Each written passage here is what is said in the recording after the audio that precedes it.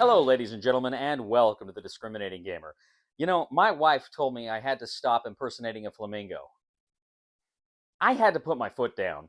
Ladies and gentlemen, today we're going to go ahead and take a look at my top 10 area control, area majority games of all time.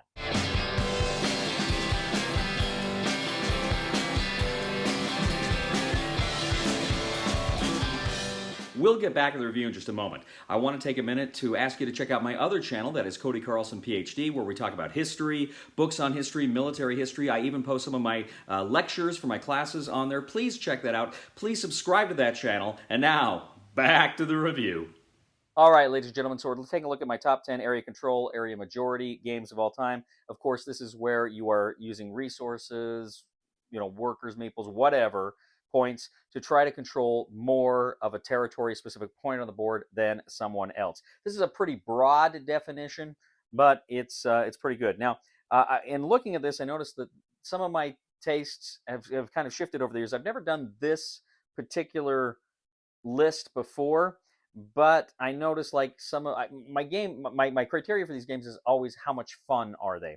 And I've noticed that some games that traditionally have been higher up on this list of kind of on my list of just games, top 100 games, has kind of fallen a bit. So it'll be interesting to see when I do my next top 100 games how that all plays out. But let me go ahead and get started. Jumping right into it is a game I've played fairly recently. This is my number 10. This is a Glenn Drover design, and it is Fairies and Magical Creatures. This is actually a really fun game, and the area control is just part of the game. But you're trying to control these sections to gain these tiles, because it's also a polyomino. You're making a garden.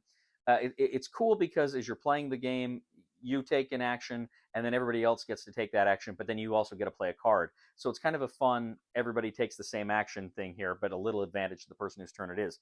But why I like the area control in this is because it's the first person to get 10 of their cubes in a spot wins that spot, and they can score it. At the end of the game, when you score, however, you score all your cubes in there, but you also score all of the other cubes in there. Now, the second player, they can just score their cubes in that location. But it's cool because as you got that competition, if you lose, you're essentially handing points to the enemy. And there are ways you can pull some of those out later, but it's just an interesting dilemma, and it's very well done there. So this is Fairies and Magical Creatures. It's a Glenn Drover design. That is my number 10, and that is from Forbidden Games. My number 9, this is a GMT game. I want to say it was 2019, maybe 2018. It's a Mark Herman design, and this is a really great game about the beginning of the Civil War. Pretty quick game, too, relatively speaking. This is Fort Sumter. And this is Fort Sumter. This is one of the kind of the GMT lunchtime game things. It plays pretty quickly here, but you're trying to control various sections of the board, which represent different aspects of society prior to the Civil War. You're trying to get them, you're playing cards, you're holding a card back, and then at the end of the game, you're going to play that card to try to score things. But it's a really great system of, again, trying to control, using your cubes to control different areas of the game right at the outset of the Civil War. It's quick, it's clever. GMT subsequently came out with the Red Flag over Paris, which was the Paris Commune, which kind of is heavily based on this system. That one was good too, but Fort Sumter, I think, is far superior. I like the theme better. Although I am interested in the Paris Commune, but I just like the theme of Fort Sumter better, and I felt like it just flowed a little bit better than Red Flag over Paris. So that is number 9. That is Fort Sumter. That is from GMT Games.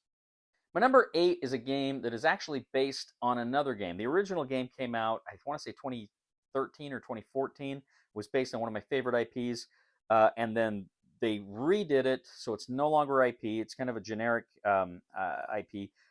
With gangsters, and this is Wise Guys from Gale Force 9.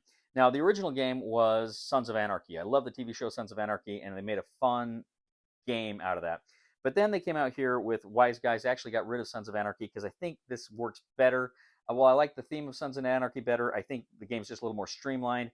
There's a little bit more going on here, so I liked Wise Guys better, but it's prohibition, you're gangsters, you're trying to control locations.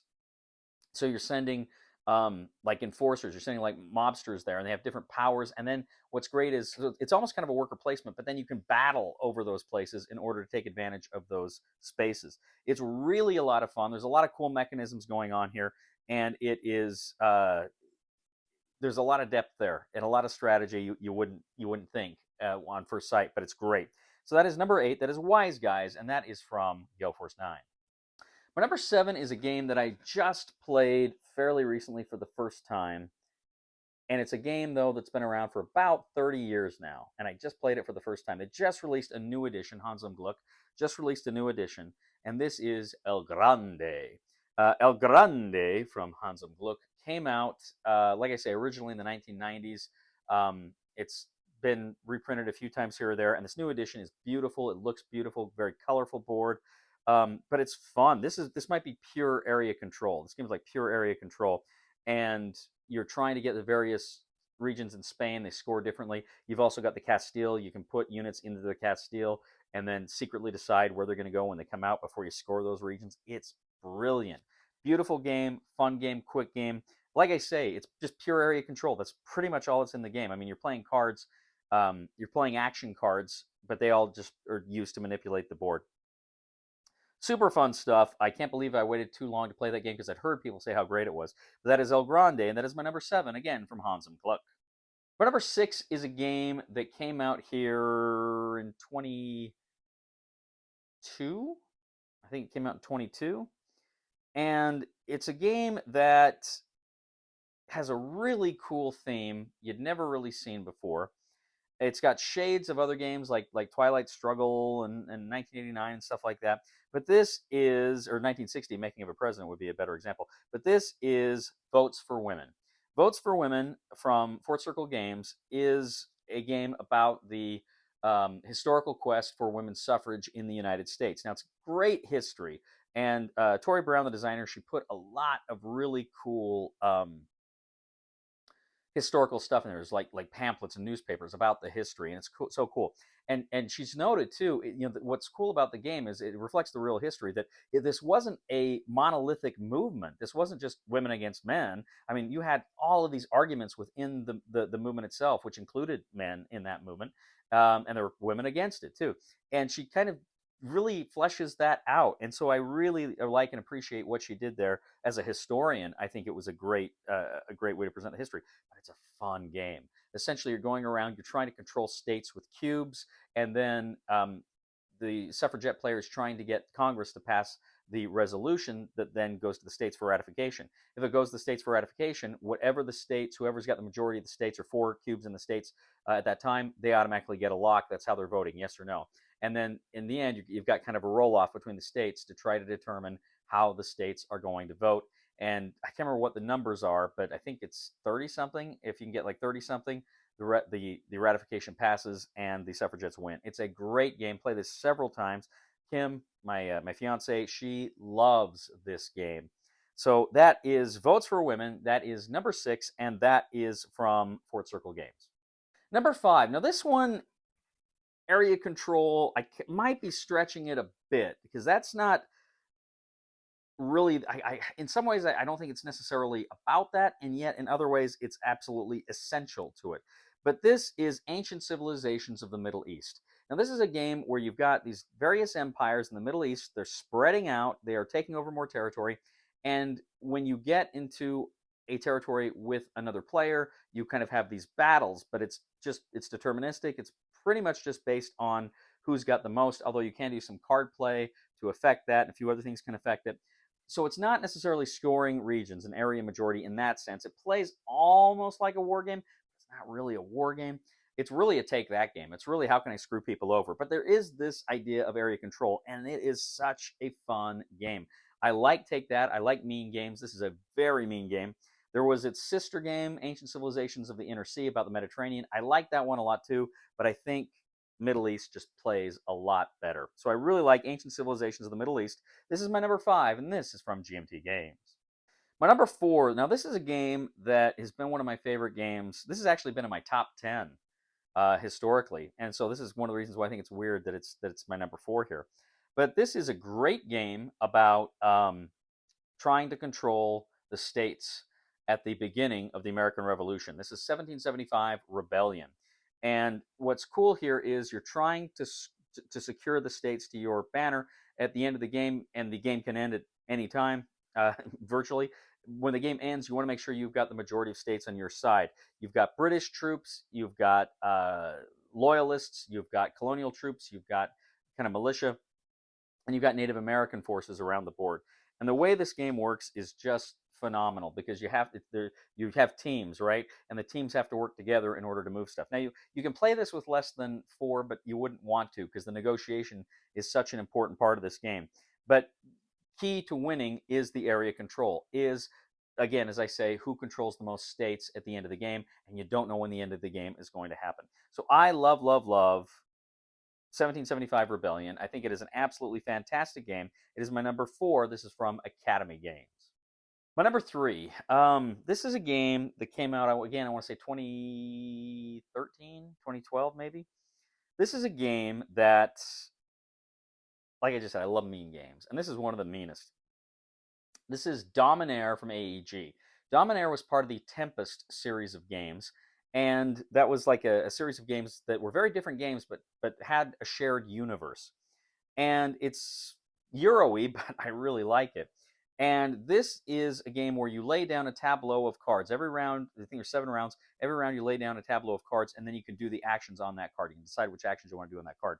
But essentially, you've got the map is a map of, the board is a map of this town of Tempest. And it's kind of like Venice, right? It's a Renaissance kingdom. And you're placing numbers of cubes on various sections of these districts of the city. And if you control a majority of the districts, you get special abilities. But it's very easy for someone to knock you out of the majority of controlling those districts and for them to then claim those abilities. Like I say, it is super mean. It is super mean, but it is very fun. I love Dominaire. I think it is just a very cool game. I actually haven't played it. It's been a few years now since I played it. I'm just talking about it. I want to get to the table again.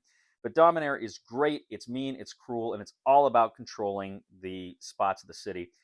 Important for scoring, but important for these special powers. So that is Dominaire. That is number 3, and that is from AEG.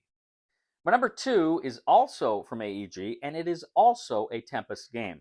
Dominaire, I think, was number 4 in the Tempest series, and Courtier was number 1. No, Dominaire was number 3. Courtier was number 1. Mercante was 2. I didn't care much for Mercante. Canalis was 4, and I liked Michaelis. I didn't love it. I've got 1, 3, and 4 here. I gave away Mercante. I didn't need it. Anyway, so Courtier. Courtier is, you're at the royal court, and you get these petitions. You're trying to fulfill these petitions for the queen. And each courtier, you've got, the jeweler or the admiral or the painter, or the senator or the bishop. You've got all these different people at court, and they've got like spaces for cubes next to them. Well, they can't activate until all the spaces are filled, but you need to fill all the spaces in order to fulfill these petitions. As soon as you can fulfill all of the spaces on the petitions, then you go ahead and you score that card. That's awesome. But you've got public petitions you can fill, you've got private petitions you can fill. But again, one of the reasons why I love this game is it is incredibly mean. You are working toward a goal, and somebody can, like that, just pull the rug out from underneath you. It is so good. I love the theme. I love the artwork. Everything about this game is just phenomenal. Works at 3 and 4 players. There's a 2-player variant. I wouldn't want to play it at 2 players. I think it would lose something even with the mechanics there. But I love the game. I love it, love it, love it. Courtier is fantastic. We did one of our first season videos where we did the little sketches. We did one for Courtier, and I was brilliant in it. Everybody was. It was fun. Check that out. But that is number 2. That is Courtier, and that is from AEG. Okay, my number 1. This should not be a surprise to anybody who watches the channel. In fact, I just mentioned this game a few games ago. This is Twilight Struggle. Now, Twilight Struggle, and I could have easily put 1989 or 1960 on here, but Twilight Struggle is just this great game of the Cold War, the entirety of the Cold War from 45 to 89, and you're trying to control various spaces on the board, various countries on the board. And you can play operational points, or some of the card events will allow you to do that. But you put the points down there, and if you can control, if you have points equal to the stability number, then you control that. Now, if anybody else wants to put influence down there, it costs them 2 instead of 1 influence points to put a card down there. But as soon as you do that, they lose stability, And in order to gain control, you have to have points there equal to the difference in the stability number. It's so good and so well done. And every time I talk about this game, I have to mention the reason I love this game. And that is I have never played any other game in my life, it's a few that came close, that makes you consistently have to make the best of bad decisions. And the only thing that keeps you going is knowing your opponent has to do the same thing. It is so good. This game, the history in this game is awesome, and the gameplay, the card play is so awesome. The disadvantage of this game, and many people have noted this, if you play this game a lot and one player knows what all the cards do and the other player doesn't know what the cards do, the player with the experience is going to kill them. It's going to happen. So best play this, learn this with somebody together, or better yet, go online and get the app and play the app solo so you can kind of learn the flow of the game. But it's great. I freaking love Twilight Struggle.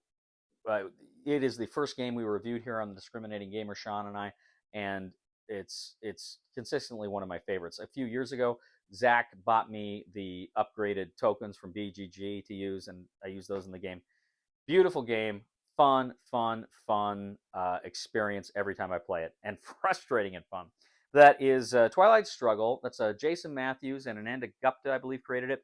That is from GMT Games. Well, ladies and gentlemen, let me know. What do you think? What are your favorite area control, area majority games? I'm always eager to hear what you think, and maybe get some ideas myself. But what do you think about mine? Do you like my picks? Do you not like my picks? Should they not be on the list? Let me know. I'm very interested. Just as always, I ask, please keep it civil. Please leave comments here on YouTube, on Board Game Geek, on our Facebook page, or on the discriminatinggamer.com. And I'd ask you to also go ahead and subscribe to this channel, like us on Facebook, subscribe to us on YouTube, and follow us on Twitter, all that good social media stuff. We're always interested in that.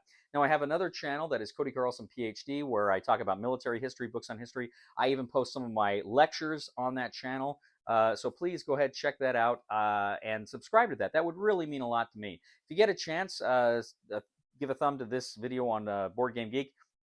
And if you really do like the content we provide here, it would mean a lot, too, if you would consider clicking on the Super Thanks button and leaving a tip.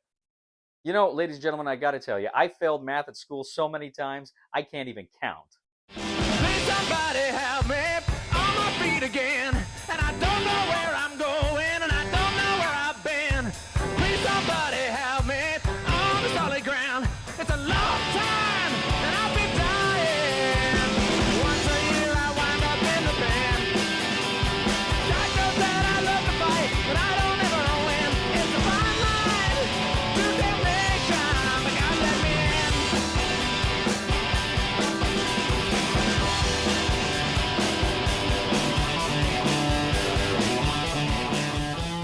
You betcha. I'll see you next week, and you tell Cody he's a craphead.